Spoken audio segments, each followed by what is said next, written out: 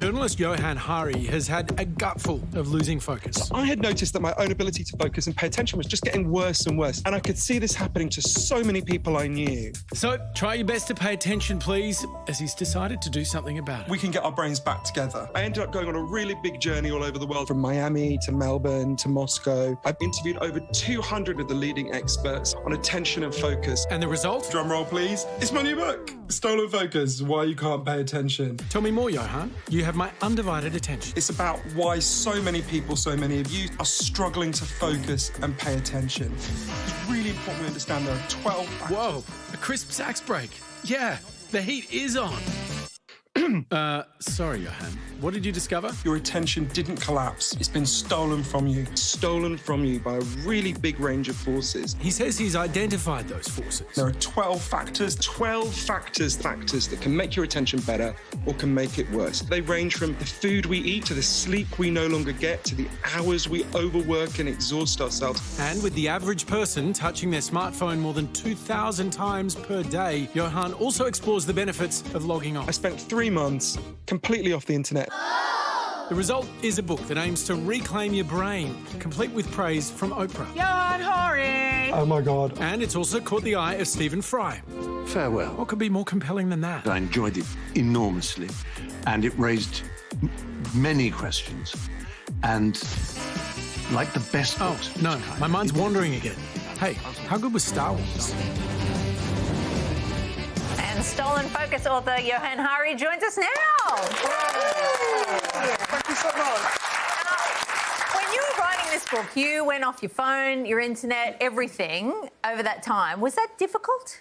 Oh my God, it was like agony. The start, it felt like I was going crazy, but I realised, you know, we're in real trouble. The average office worker now focuses on any one task for only 3 minutes. For every one child who was identified with serious attention problems when I was 7 years old, there's now 100 children who've been identified with those problems. So I was really conscious something bad is happening to us. So I wanted to understand it. So partly I went on a personal journey and partly I went on this big journey all over the world.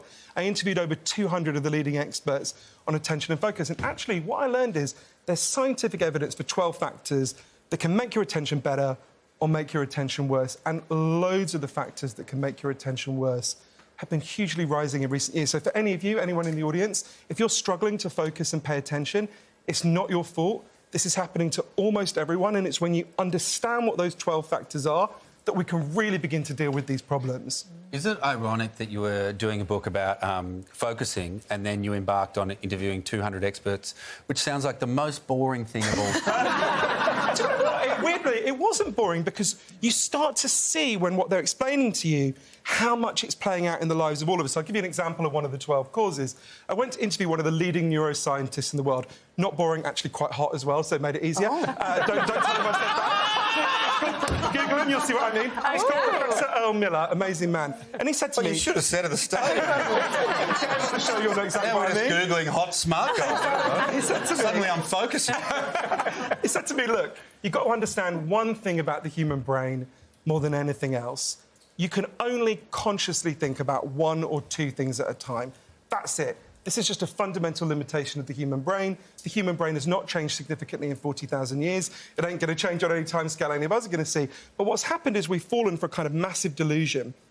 The average teenager now believes they can follow 6 or 7 forms of media at the same time. There's going to be people watching this while Instagramming, while TikToking, while, you know.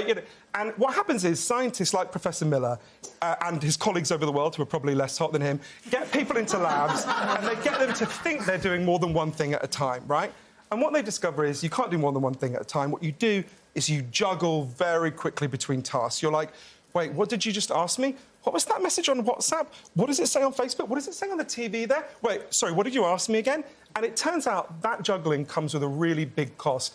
The fancy name for it is the switch cost effect. When you try and do more than one thing at a time, you do everything you're trying to do much less competently. You remember less of what you do, you make far more mistakes.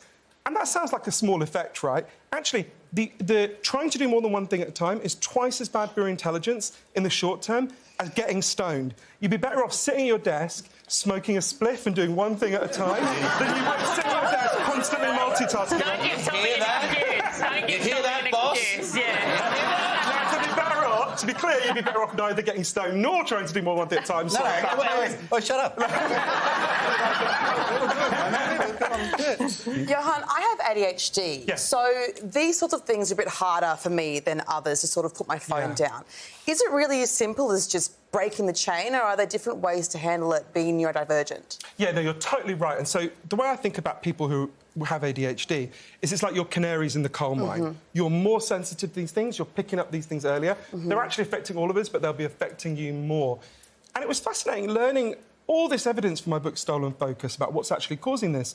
There are so many things that I had never thought about relating to attention that are actually profoundly harming our attention. The way we eat is profoundly harming our attention. The way we work, the way our schools are designed. There's so many factors that I hadn't ever thought about. I think when you read as someone with ADHD, you'd be like, oh, God, that's affecting all of us, but that's affecting me even more than everyone else. So I know you make a case for some regulation around this stuff, but what about just the responsibility that each of us has and the ability to take steps to prevent it? Like, you can switch this stuff off. You can get off social media. You can not multi-screen. You're totally right. So for all of the 12 factors that I write about, I think there's two levels at which we've got to tackle this. I think of them as defence and offence, right? There are loads of things we can do to defend ourselves and our children. A lot of my book is about our kids, to protect ourselves. I'll give you a quick example of one. I sound like a QVC person now. I don't get paid for this product, I promise. If you Google, you can buy something called a K-Safe. It's a time safe. You take off the lid, you put in your phone, you put on the lid, you turn the dial, and it'll lock your phone away for anything between 5 minutes and a whole day. I won't sit down and watch... I have one. They're amazing, aren't they? I put money in it. Exactly. My rent money that I get from people. I put my phone and... I was like, never going to use this. Never going to use this. How do you Snickers Google bars in my case how as do you well. Google the hot scientists? Exactly, you tragically, you have to picture him in your head. So that's an example of one thing, right? I won't sit down and watch a film with my partner unless we both put our phone in the phone gel. It really helps. There's loads of individual things like that I write about in the book. But I want to be really honest with people, because I don't think most books about attention are. I'm passionately in favour of all the individual things that I talk about. They'll really help. On their own, they won't solve the problem, because at the moment there are these factors invading our attention. And to deal with them, we've got to also collectively deal with a lot of those factors. That sounds quite fancy, but I went to places that did it. From France to New Zealand, I talk about it. But a lot of this requires a big shift in psychology. We need to stop blaming ourselves. It's not your fault, it's not my fault, it's not your kid's fault. It's the hot science. These are... No, he's also part of the solution. Oh, Let's not miss him. This is being done to us by some really big forces. And we are not, you know, like medieval peasants begging at the court of King Zuckerberg for a few little crumbs of attention from his table. We are the free citizens of democracies, and we own our own minds. And together, if we deal with these 12 factors, we can take them back. Well done, Johann. On that note, Johann's new book, Stolen Focus, is available in bookstores now. Thanks for joining us. Thank you so much. Cheers.